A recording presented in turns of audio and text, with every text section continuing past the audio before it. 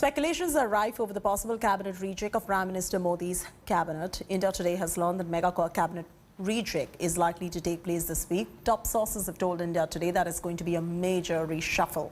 Approximately over 20 new faces are going to be inducted into the new cabinet and several sitting ministers may be dropped.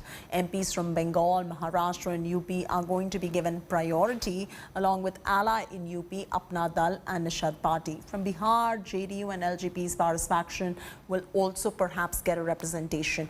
As per the sources, cabinet rejig aims to correct regional representation ahead of assembly elections in 5 states, including UP elections slated to take place next year. It also aims at doing a midterm course correction and shape up administrative governance. A Prime Minister cabinet can have an 81-member council, and currently Prime Minister Modi's cabinet has 53 ministers. So as we speak, there are 28 ministerial posts that lie vacant.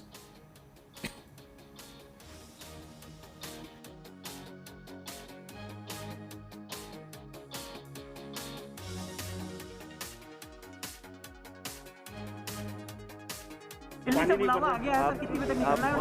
से मैं जा रहा हूँ कई जगह श्रद्धांजलि अर्पित करने के लिए, फिर बीजेपी कार्यालय भी मैं जा रहा हूँ, 2-3 लोगों के यहाँ भी जा रहा हूँ और ऐसा ही विस्तृत दौरा।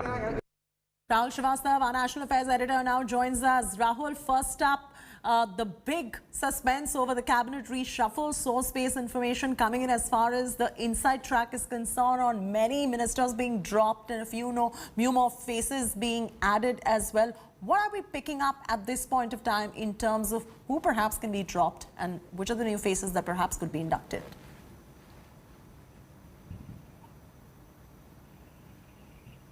Chetty, a cabinet reshuffle is Prime Minister's prerogative. And especially in case of Prime Minister Narendra Modi, whenever one talks about possibility of a rejig and when, there is always a hazard warning that it can go wrong and Prime Minister may spring a surprise. But what top sources in the government have told us, and India Today has been reporting since Friday last, that there are 2 windows of opportunity the government and the Prime Minister may be chasing as far as the long pending cabinet rejig is concerned. One is anytime after the 7th July morning, and sometime, if not this week, then possibly after the Prime Minister's address from the ramparts of the Red Fort on August 15 next month.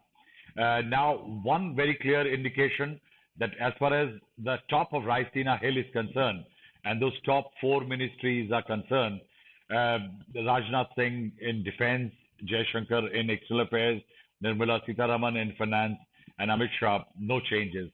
So if those are called the big ticket changes. So not really, that kind of change is not going to happen. What sources are saying, the 22 effective changes means in terms of new inductions, in terms of rejig, in terms of portfolios being distributed out, and also some people being dropped and some people being brought in. One of the key elements of this exercise is going to be in terms of sharpening the administrative footprint of this government. The second surge of COVID has dented definitely the government's image as a government which delivers. And the Prime Minister would like to provide not just fresh legs, but also fresh minds to the system. Now, what we are being told, apart from the usual suspects like Jyotiraditta Scindia, Sarbananda Sonowal, we are hearing that Dr. Preetam Munde, Member of Parliament from Bid in Maharashtra, also the daughter of Mr. Gopinath Munde, a doctor by profession, likely to be brought in. Baijant Panda, who came from the BJD, likely to be brought in. Mr. Ashwini Vaishnav, ex-IS officer, likely to be brought in. Redistribution of portfolios between, say, Hardeep Puri, Ravi Shankar Prasad, Piyush Goyal, too many portfolios. Allies, LJP, likely to be accommodated. JDU coming in.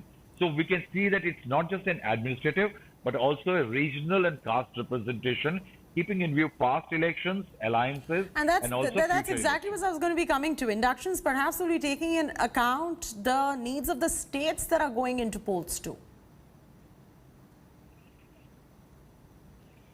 Yes, Chetty, that's a very important factor.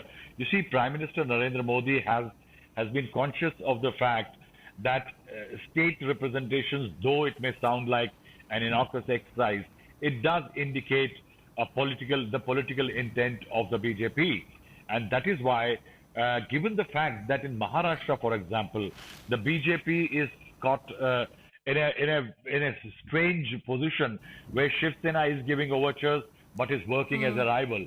Its leaders are saying that we are not enemies, but just yesterday, 12 of the MLAs were suspended, BJP MLAs suspended in Maharashtra.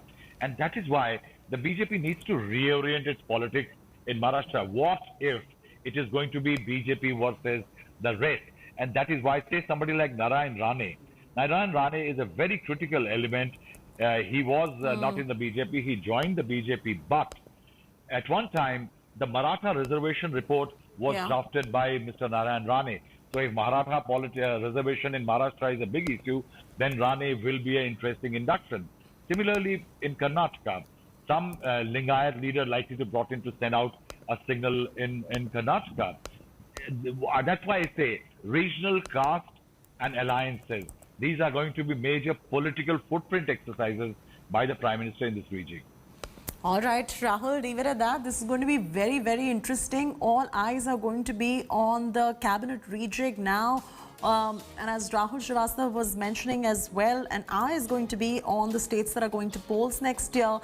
PM Modi all set to expand his cabinet. Many ministers, new faces will be added, and many old ones perhaps could be dropped too. We'll keep an eye out on this one.